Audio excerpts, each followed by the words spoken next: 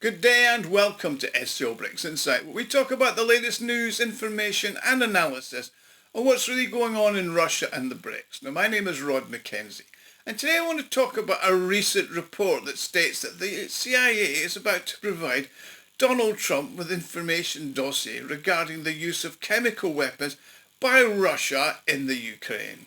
Now, this statement was made by the head of the CIA, John Radcliffe, against the backdrop of accusations that Russia is using allegedly and violating the International Chemical Weapons Convention.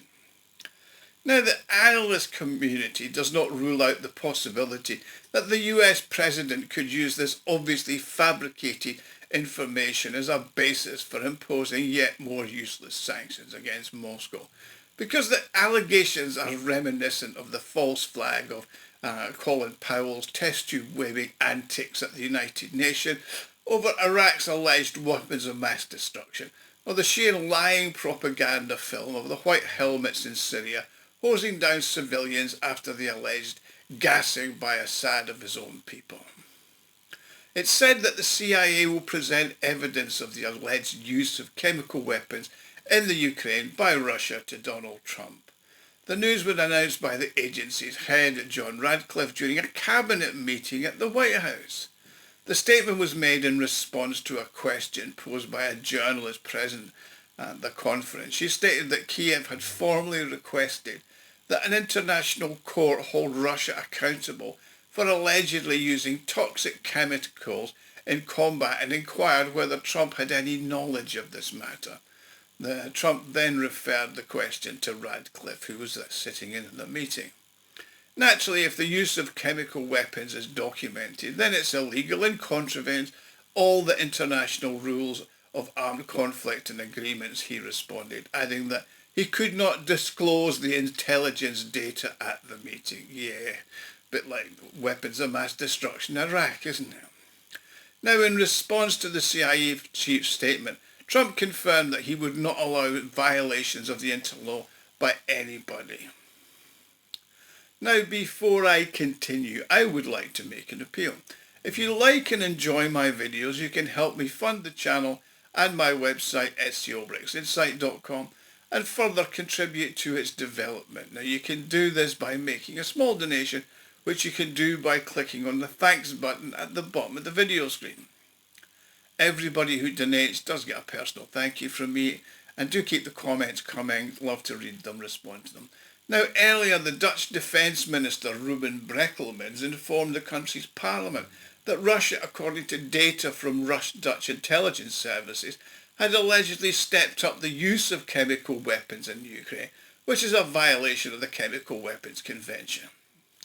Now, of course, Russia rejects these allegations. Now, do remember, this is the same Dutch intelligence service that collaborated with the Ukraine's SBU to lie about who shot down the Malaysian airliner, the MH17 over Ukraine, when it was obvious that the Ukrainian military did it.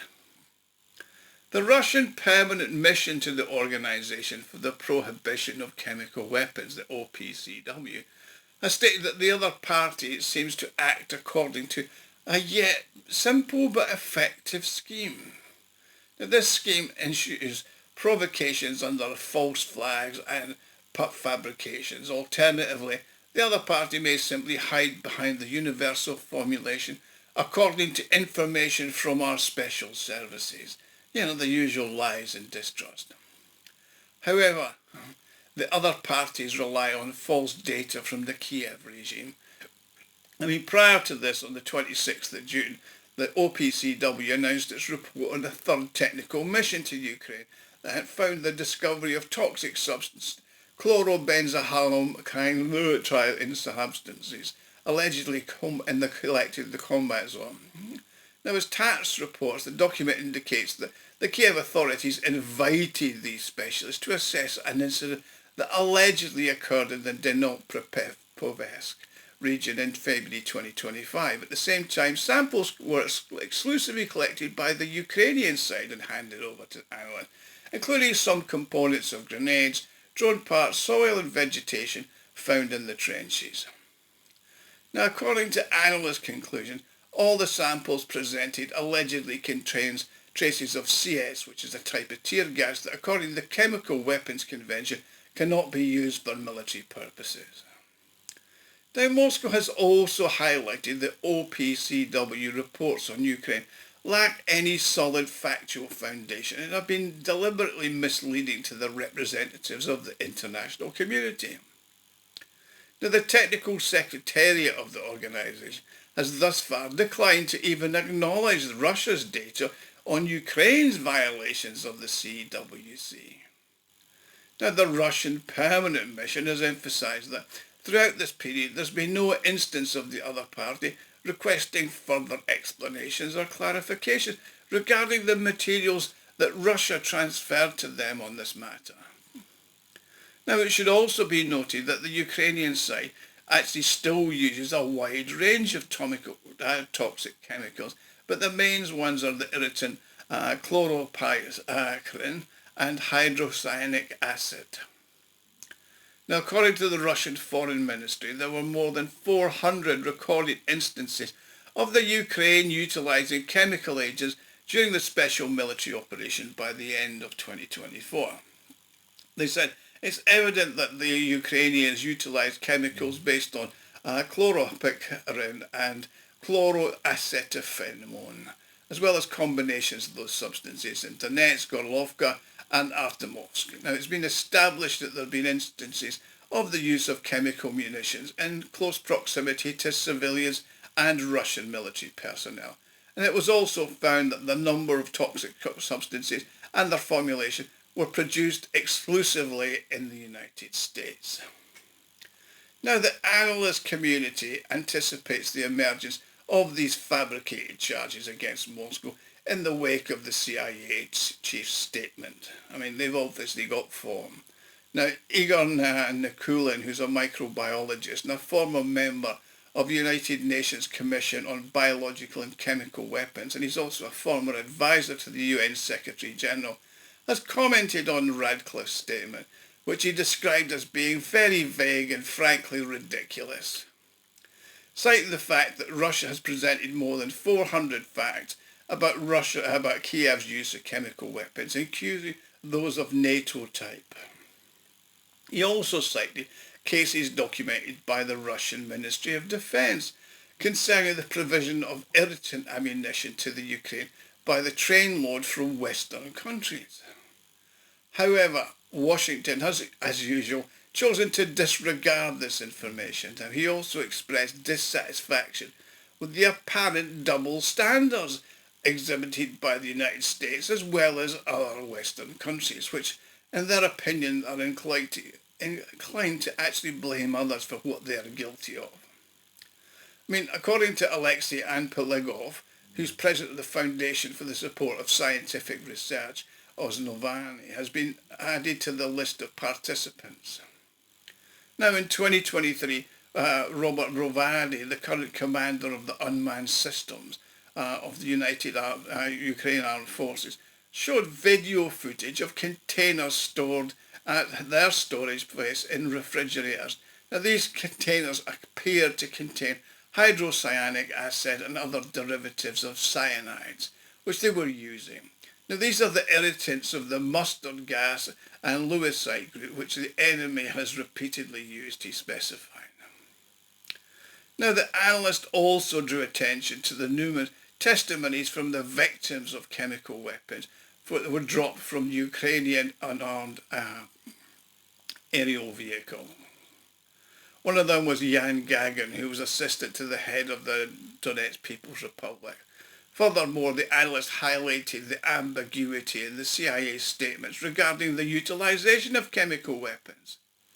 He said it's highly improbable that agency would actually possess evidence that would be deemed admissible even by a seriously biased international court. Therefore, Radcliffe is trying to make a break and statement that Trump can do without moving into the legal realm, where the US would face nothing but shame and a loss of credibility. Now, Nikulin has also stated that there's already sufficient reason to consider the accusations made by the Ukrainian authorities and their alleged CIA evidence against Moscow they're to be completely fabricated. I mean, we all know why, of course, because the statements issued by Kiev and Washington regarding the false flags chemical warfare have attracted criticism. That's because Russia was one of the first countries to eliminate its chemical weapons arsenal many, many years ago. And all other stages while it was done were accompanied by UN and OPCW inspectors. This project was concluded back in 2017, which is rather amusing given that the US and Trump's posturing is the fact that the United States has never fulfilled its obligations under the Chemical Weapons Convention. Now, as the specialist further clarified, reports about the completion of the liquidation of the declared arsenals appeared in the media in 2023. Now, as the analyst noted, the American side did not allow observers onto the premises, therefore it's not possible to ascertain the actual reliability of the information that the US has given. Agapilov concurs with Nikulin's assessment, stating that the West's approach to the use of handling chemical weapons is characterized by their ambivalence. He highlights the ongoing presence of significant stockpiles of chemical weapons within NATO countries which have not been disposed of in accordance with the stipulated OPCW agreements. I mean, for example, Belgium and France still have stockpiles that they keep in an inactive state, citing the high cost of their disposal. He also acknowledged that Trump could utilise the CIA information to impose further sanctions on Moscow. He said it's widely acknowledged that the United States requires only a test tube waved around by someone like Secretary of State Colin Powell's presentation, which was laughable at the UN, to justify invading Iraq was because they had weapons of mass destruction, which of course nobody ever found. Now, Americans may utilise all forms of falsifications, conjectures and manipulations. The same criteria apply to the white helmets which were US funded, which were carried out in Syria in April 2017. Referring to the incident and the use of chemical weapons in the city of Khan Sheikhun, which the pro-Western activists from the White Helmets recorded propaganda videos alleging the government of Bashar al-Assad of crimes against humanity, of gassing his own people. They were proved to be completely bogus. So therefore it's imperative that Russia maintains its composure, addresses these baseless accusations in a measured manner at all international venues, including the UN, at the BRICS, the SCO, etc. Russia's objective is to persuade those countries that are its allies or have a friendly, balanced and neutral policy that Russia doesn't use chemical weapons and never has. Moscow will join them to ask them to join forces in creating a coalition of states that stand for the truth and honesty. Nikulin in turn quoted Otto von Bismarck. He said, "In order to proceed with the Russians, it's essential to play fair. If you don't do that, it would be advisable not to get involved with Russia, as it has terminal prospects, just as Napoleon." Now, Donald Trump's current approach is to try and play a dual role, alternating between the roles of a provocateur and a conciliator. Well, that might be standard practice in the US business world in the art of the deal. It's not necessarily the case in international affairs, certainly not while dealing with Russia. So if the White House decides to use this alleged data on Russia's alleged use of chemical weapons for introducing restriction, that would be pretty unwise. So the US and its allies have lost in the Ukraine, so they're now inventing fairy stories to cover up their humiliation. Anyway, so that's the situation. Watch this space. It's all going to come out. Thank you for watching. Please like, share and subscribe. And if you want to help me out, click on the thanks button. And I'll see you all again soon. Thank you.